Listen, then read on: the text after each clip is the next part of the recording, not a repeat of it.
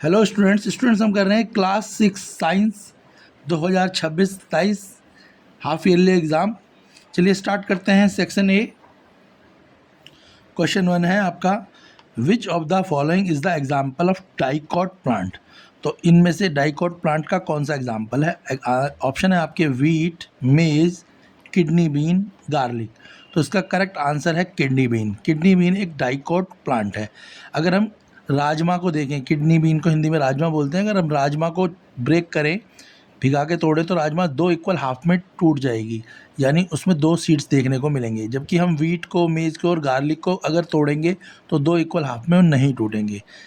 आप घर पे भी देख सकते हैं। तो राजमा को अगर हम क्या करेंगे, ब्रेक करेंगे, तो टू इक्वल हाफ में टूट जाएंगे, यानी वो डाइकॉट प्लांट है। Question second, scurvy cause due to deficiency of. Scurvy किस बीमारी, जो स्कर्वी की बीमारी है वो किसकी कमी के कारण होती है? कौन सा विटामिन की कमी होती है? Vitamin A, vitamin B, vitamin C, vitamin D. तो स्कर्वी जो होता है वो विटामिन सी की कारण होती है। विटामिन सी की अगर कमी होगी हमारी बॉडी में तो हमें स्कर्वी की बीमारी होगी।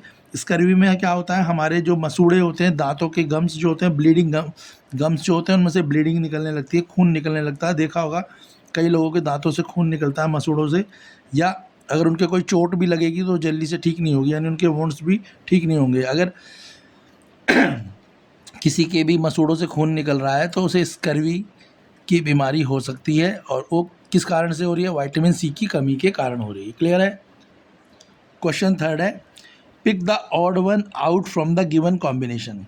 तो ऑप्शन है आपके जवार, बाजरा, रागी, चना। तो जवार, बाजरा, रागी, चना, इनमें से कौन सा जो है अलग है कॉम्बिनेशन में से? तो वो है चना। चना अलग है। जवार, बाजरा और रागी, ये तीनों चीज़ें क्या है? ये मिलेट्स हैं, यानी ये अनाज है। जैसे पता है ना आपको अनाज क्या होता है, जैसे गेहूं अनाज है, राइस क्या है? अनाज है। तो जवार, बाजरा, रागी एक अनाज है, जबकि चना एक दाल है, वो एक पल्स है।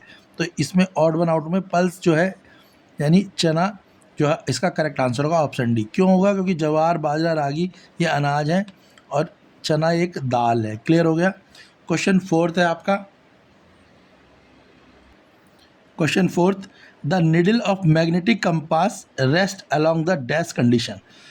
तो जब हम निडल जो होती है मैग्नेटिक कंपास, मैग्नेटिक कंपास क्या होता है? वो डायरेक्शन फाइंड आउट करता है कहाँ पे? डेजर्ट में या समुद्र में। क्लियर हो गया?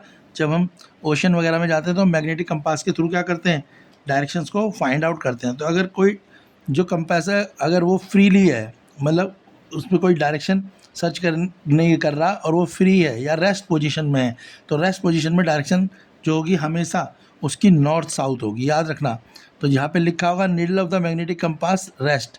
जब भी वो रेस्ट में होगा या फ्रीली होगा तो उसकी हमेशा फिक्स डायरेक्शन होती है, वो नॉर्थ साउथ डायरेक्शन होती है। क्लियर हो गया? क्वेश्चन फिफ्थ है, unlike pole of two magnet dash each other whereas like pole of two magnet dash each other. सभी को पता होगा अनलाइक पोल कौन से होते हैं और लाइक पोल। अनलाइक का मतलब अपोजिट पोल। ठीक है? अगर अपोजिट पोल है, एक मैग्नेट का पोल नॉर्थ है और दूसरा मैग्नेट का पोल साउथ है, तो क्या होंगे? अपोजिट जो पोल होंगे वो हमेशा अट्रैक्ट करेंगे। नॉर्थ और साउथ पोल क्या करेंगे? अट्रैक्ट। तो अनलाइक पोल का मतलब अपोजिट पोल, नॉर्थ और साउथ पोल।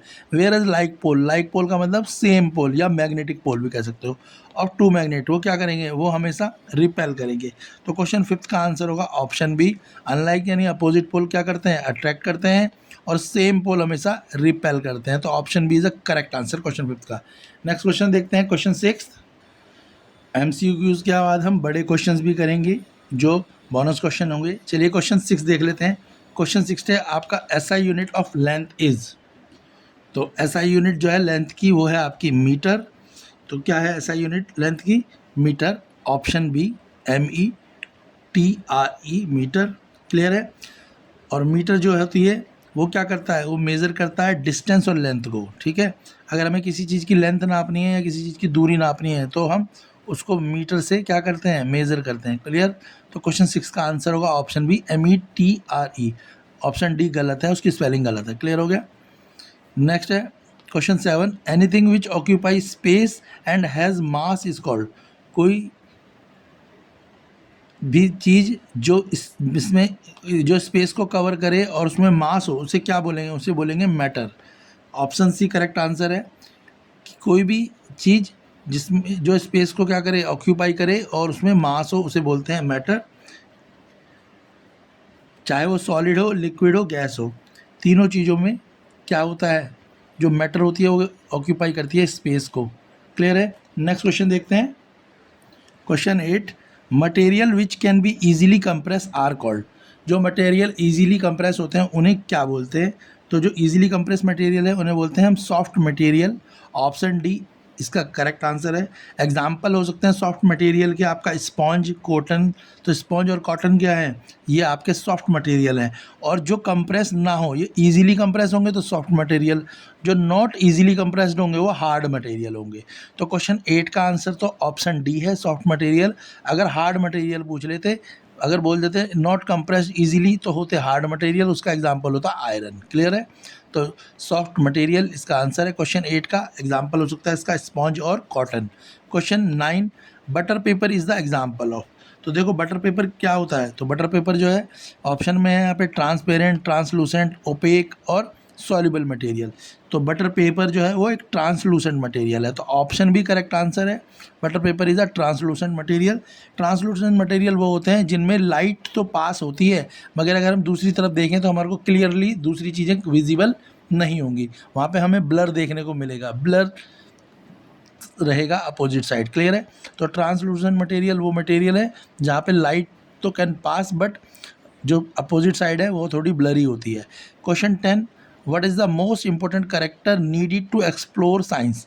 साइंस को एक्सप्लोर करने के लिए सबसे इम्पोर्टेंट जो कैरेक्टर है वो कौन सा है? तो यहाँ पर ऑप्शंस में आपके जैसे मेमोराइजेशन, डिसिप्लिन, क्यूरिसिटी। क्लियर हो गया? तो हमें पता है कि अगर हमें साइंस क्या होती है, साइंस के में हम लोगों से क्या करते हैं, क्वेश्चन पूछने की हमारी एक जिज्ञासा होती है।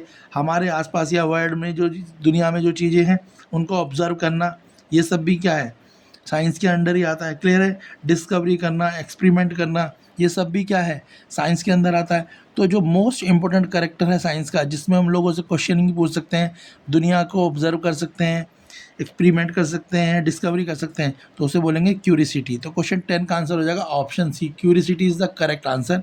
ठीक है? ये एक साइंस का इम्पोर्टेंट कैरेक्टर क्या है, वो क्यूरिसिटी, ऑप्शन सी। चलिए हम फटाफट से सेक्शन बी देखते हैं, इसके बाद हम कुछ बड़े क्वेश्चंस भी करेंगे जो 5 मार्क्स ईच के होंगे। तो हम कर रहे हैं क्लास 6 साइंस का half yearly exam 2026। Section B 2 marks each question है। तो क्वेश्चन 11 है, डिफाइन करना है सॉइल इरोजन और डिफॉरेस्टेशन। चलिए आंसर देख लेते हैं सॉइल इरोजन और डिफॉरेस्टेशन का।